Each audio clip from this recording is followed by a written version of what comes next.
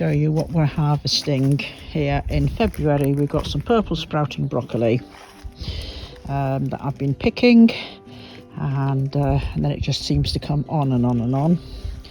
There are some leeks here, all the way down here. They're not massive this year, but they are not too bad. So I just pull one as and when I need one, and then leave the rest there. Parsnips. So I've got left of the parsnips. Again, they're not a bad. Oh, I just pulled the top off of that one. Not a bad size. They're and I shall take some up this week. There's quite a few there. Take some up this week to go with a roast that we're having. Stir fries. We're using up these. We've got these greens. Still got some spinach there. There's chop suey greens, and there's pak choy. I have under here got some carrots on the go. You can just see them starting to come up there. And in this one I've got radish, some beetroots on that side, and this side has got some early snowball turnips. There's still a fair bit of greens there and a little bit of lettuce. There's some watercress over there as well, and we've got parsley and rosemary. And back outside we have got celeriac. The celeriac is all ready for harvesting and dealing with.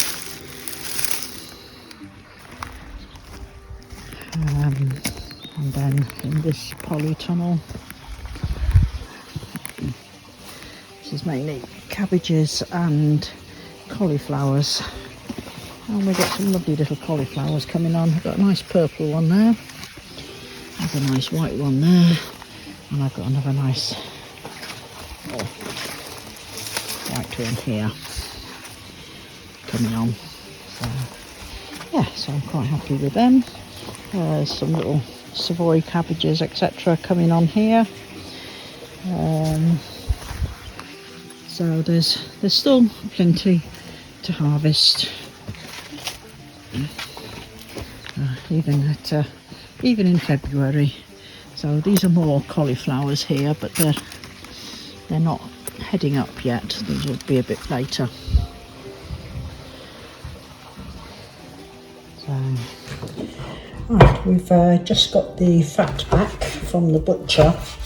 That's come off our pigs, so I'm getting it chopped up so it can be rendered down for lard, which we will use for cooking.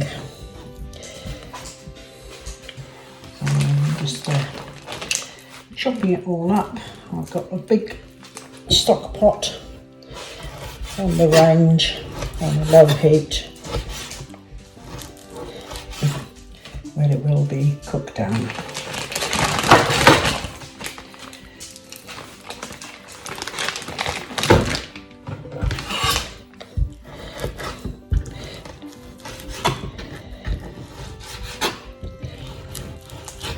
So I'm hoping we'll get enough lard.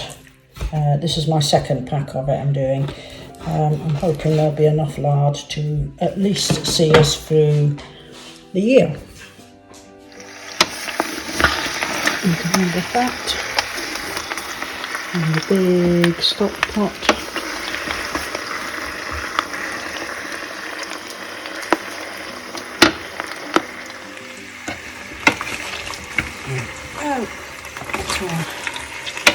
Here it's sizzling down the bottom of the pan.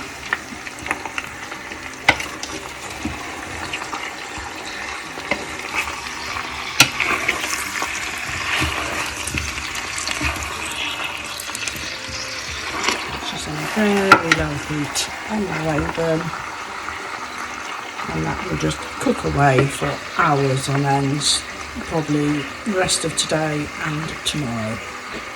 Right, Sunday morning, 2nd of March, and here I am emptying freezers.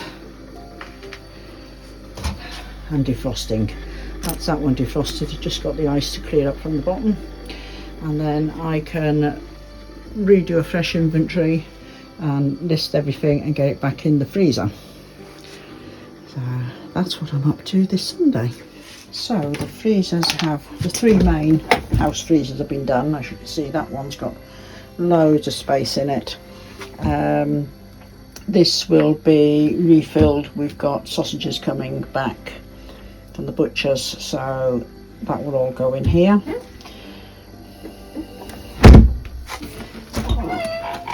This one, as you can see, is very full. This is all fish and pork and shellfish. There's a few bits of miscellaneous, a few bits of chicken, duck, etc. in there. And then this one has got buffalo, venison, and lots of miscellaneous things. Yeah, just lots and lots of containers and ready meals and all of that. So there's still a fair amount of space in there. So this freezer here hasn't been done. This is the little freezer. And this little freezer I mainly use for the low carb stuff. And it's got fruit in it, etc.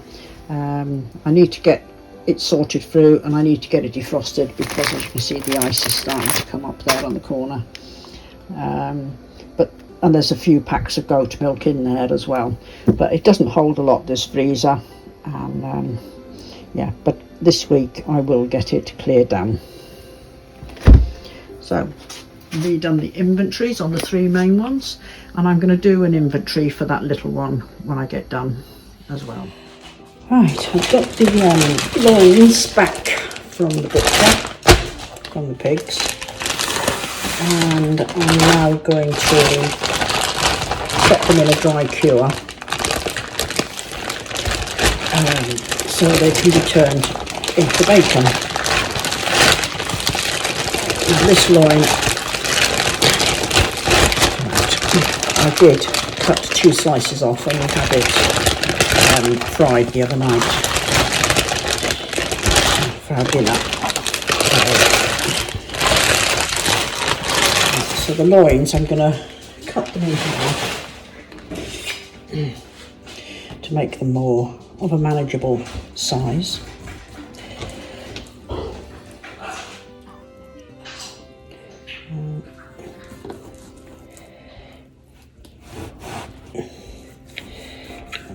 My hands are greasy. Yeah, let's cut that through. Now the cure I use is a cure that, I'll just check on one of the dogs a minute. She's fine. This cure, I first used this cure, I think it must have been about 14-15 years ago when I first had a go at doing bacon before we moved here. And then a few times I've tried different recipes, but then I've always reverted back to this one. And it's quite a simple dry cure.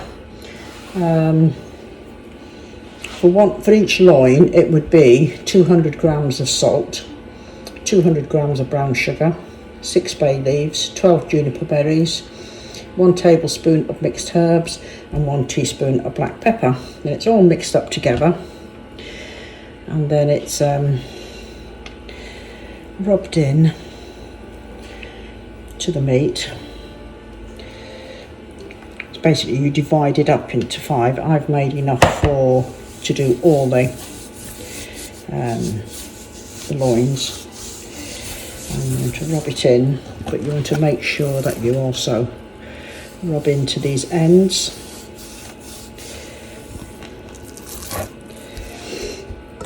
And the fat side I'm going to score because I want the cure to get down into there. And you divide it up into 5 so that each day you're using a bag full of the cure. And so day 1 like this, you put the cure on, and then come day 2, you drain off any liquid and you reapply another load of cure, rubbing it in, and then so on and so on, repeating that process for 5 days. I'm keeping in mind, because I'm doing a vast amount this time, this has been washed out, ready.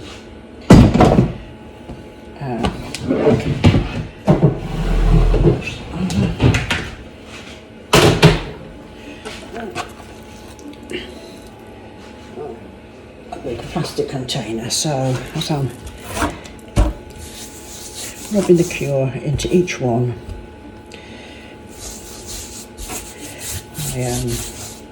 I can get it into the box, and then I'll just repeat that process for the next 5 days, and then after 5 days it's all washed off thoroughly, and then it's wrapped in muslin and hung up to air dry for well, a minimum of a week. But it's sort of as time allows, and then it'll be ready to be sliced up and used. I have left them for a couple of weeks before, so I'm cutting the loins in half, and I'm putting the cure on, and then putting them into the box. Right, that's the loins cured, and well, the start of the cure, and stacked up in the box, and as you can see there's already liquid coming off. And that's the whole point of the cure, is to draw the liquid off. So that should make quite nice bacon, actually, looking at them. Not too much fat. So this is now going to go and sit in the pantry, and then tomorrow I'll apply more cure. I've got it sitting there in that bowl. And then I'll just repeat the process for 5 days. I have some trays prepped, ready to go in the freeze dryer. These two are coconut rice, olives, mixed olives. This is a lemon herb rice. This one's a savoury butter rice. And I've got 2 trays of carrots.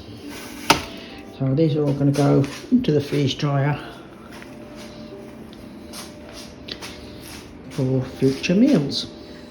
Right, thank you very much for watching the February edition of what I'm preserving, harvesting, etc. So yeah, we're just now heading into what will be the start of the busy season, which will be March, when everything just sort of gets ramped up a gear, and it'll be time to get lots and lots of things on the go. So yeah, so the food production here in February is still happening. We do produce food all year round, and of course, so February, just for a quick roundup, we've had 2 pigs go. So I've done lard, we cooked down the pigs' heads, pulled off the meat, that went into the freezer.